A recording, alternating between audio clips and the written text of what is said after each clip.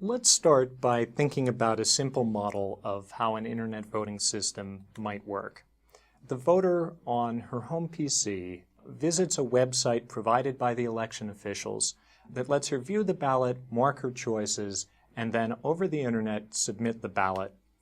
The ballot travels over the internet to a server operated by the election officials. This is what is providing the website for the voter and what's collecting the votes. The server tallies up the results, and then at the end of the election officials are able to get it to produce a count of the votes for each candidate. This is a very simple model.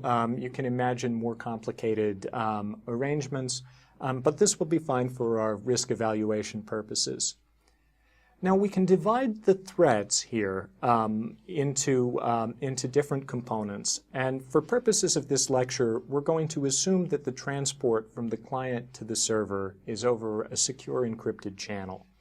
That will leave us with two categories of threats, threats on the client side and threats on the server side. We'll talk about threats on the client side in this segment.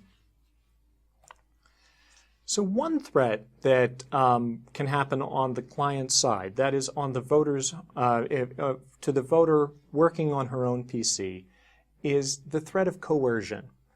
So think about the possibilities of coercion that internet voting opens up. They're at least as bad as those of vote by mail. So one possibility is coercion in the workplace. If you're voting over the internet and you're doing it from a PC at work, your employer probably already reserves the right to monitor your use of that PC. That means your boss gets to find out how you voted. An employer could even ask people deliberately to come in and vote at work so that they could monitor them or so that they could coerce them in other ways. Another problem is spousal coercion, or coercion by other people in the home, which is something that we already talked about in the context of vote by mail, but which is a well-documented threat. Finally, there's the threat of coercion by friends and other associates. People could have parties to all vote together, that kind of thing. So all of these concerns arise because an internet voting system, as we've described, provides very, very weak protection for the secret ballot. Anyone who can see what's on your computer screen will know how you voted. This enables other possibilities like selling your vote. So those are concerns as well. There are some proposals that have been made for how to make internet voting more resistant to these. For instance, you could allow someone to vote multiple times over a period of days, where only the last of those times will actually count. I'm not sure whether this increases or decreases the threat of coercion, though, because someone who wanted to coerce you might just demand that you vote in front of them at the last possible minute, and they could even get you to change your vote if they suspected or found out that you had earlier voted in a way they didn't like. The next client-side threat is the idea of theft of credentials. So in order to log into the voting system and cast your vote, you need some way of proving to the election server that you're an authorized voter. Maybe this is with an identity card, as in Estonia, or maybe it's with a username and password you've been sent by the election authorities. Someone who wanted to disenfranchise you, or someone who wanted to buy your vote, could get you to give them your credentials. If you wanted to, if for instance turning over your password or just lending them or giving them your identity card until the voting period was over. Credential theft is a bigger problem online, though, than in other potential applications of voting technology, because it's a widely seen threat in other kinds of sites like e-commerce. So if you've ever gotten an email that looks like this, that's asking you to go to a certain site and say verify your account or update your password, otherwise your service is going to be cut off, this sort of message is most often part of a commonly practiced scam, something called a phishing attack, wherein some criminals will forge a message coming from, say, your bank, and get you to go to a site that they operate instead of the bank's real site. When you go to that site and enter your username and password, that is just giving away your credentials, your authentication information to the scammers. They'll then go back later and empty out your account. So these attacks, phishing attacks, are a huge concern online and could be practiced just as easily against voting systems. You receive a message from the election authorities telling you that you need to go and log in to this other site to update your voting information. Well, that could just as easily be a scam. A related attack has to do with making imposter websites and getting people to visit them. This page shows some search results for trying to download the Adobe Flash Player. These top few ones are advertisements, but notice that they're directing you to sites that aren't the real Adobe website. These are asking you to go to sites operated by other people that may or may not be giving you the real Flash Player software. Similarly, in an election context, voters might receive mail or be told by people they trust to go to a site other than the real site in order to cast their ballots. Perhaps you receive a message saying the election has moved to the name of a site that looks very much like the real one, but is not. Scam sites like these, if the voter were to visit them, might do two things. First, they would convince the voter, they would make the voter believe they had voted when in fact they had used a site that wasn't the real election.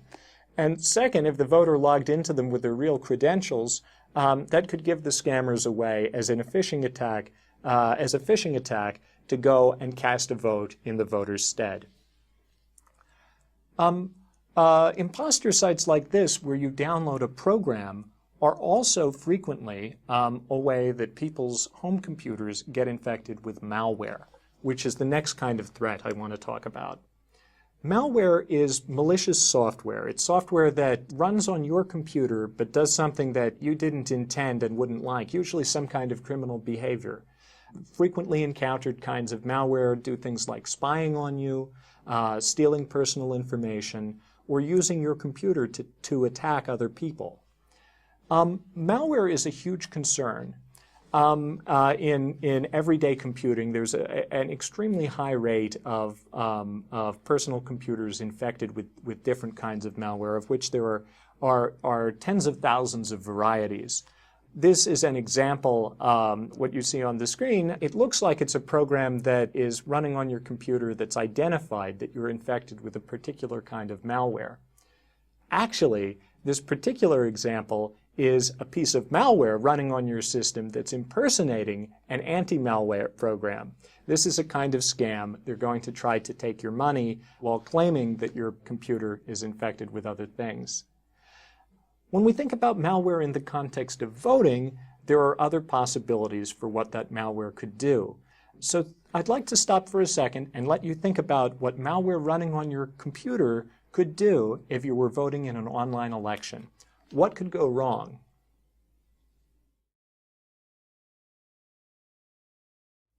So there are a few problems with voting online if you have malware on your computer, and a huge fraction of those in the audience for this course almost certainly have some malware running on their PCs.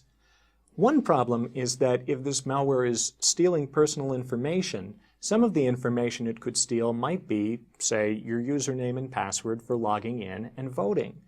That could then be used by scammers somewhere else to cast a vote on your behalf or to change your vote if the internet voting system allows that.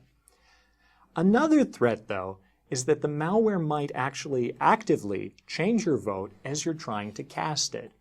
So let me give you one way that this could work. And an attack like this was demonstrated in the recent past by researchers in the context of an internet voting system called Helios.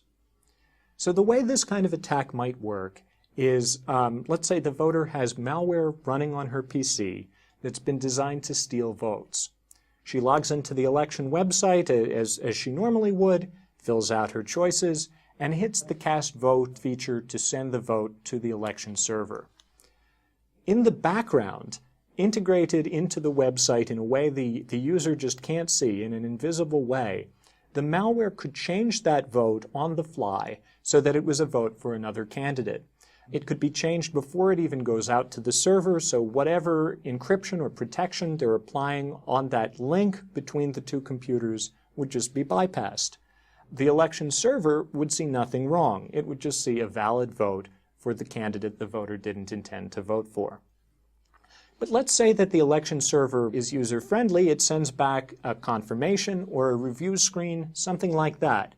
It's going to tell the voter, it looks like you're trying to vote for candidate B. The malware on the voter's computer can just change that message coming back as well, but in the opposite direction, so that the confirmation the voter sees on the screen says she's trying to vote for A, the candidate she really tried to vote for. Meanwhile, the election server still thinks the voter was trying to cast a vote for candidate B, the malware's preferred candidate. So this kind of attack, hiding in the background on the PC between the browser interface and the actual message being transmitted, is something that's well within the reach of malware available today. There are already scams that try to do things like this for online banking. So how would this kind of hypothetical vote-stealing malware get onto voters' PCs in the first place? We mentioned one way that malware can be installed, which is if voters download an imposter program. This is what we call a Trojan horse style of attack. But there are other ways. An attacker who wanted to infect voters' computers on a large scale would have a much easier option. And that is to take advantage of something called a botnet, which probably has already infected many of the computers of people watching this course. So here's the idea behind a botnet. A botnet is a kind of malicious distributed computing service, we might say. There's an attacker called the bot master who spends most of his time going out and trying to infect as many computers as he can with some malware he's written that's called a bot client. He maintains a large army of computers that are infected with this bot client and can send instructions out to all of them to do his bidding. It's like they're under remote control. He can install software, he can instruct them to perform commands, but all of these computers are now under central criminal control. What happens then is that the botnet is rented out to other criminals to actually do their malicious behavior. It's as if you can just buy access to all of these pre-infected computers on the black market. Botnets are then used for criminal activity like sending spam or infecting other computers to make an even bigger botnet. But all it takes is to go to the right criminal hangout on the internet and offer some money in order to buy access to these hijacked computers. So in the context of voting, we worry about this because there are already pre-existing very large botnets. There are many different botnets, and some of the largest ones, the bot master controls tens of millions of PCs. Since criminals can just rent time on these pre-existing botnets rather than infecting computers themselves, it would be much easier and well within the realm of plausibility to infect vote-stealing software onto millions of voters' machines. Botnets can be rented sometimes for pennies per PC, and many of them include the ability to target just computers in certain countries. All of this makes the possibility of vote-stealing software being installed on voters' PCs via a botnet, perhaps just right before the election, a serious cause for concern. And once installed, especially if the software, the vote-stealing software were shipped just days before voting were supposed to start, it might be very difficult to detect even a fairly wide-scale infection, and even more difficult to remove it in time for the election.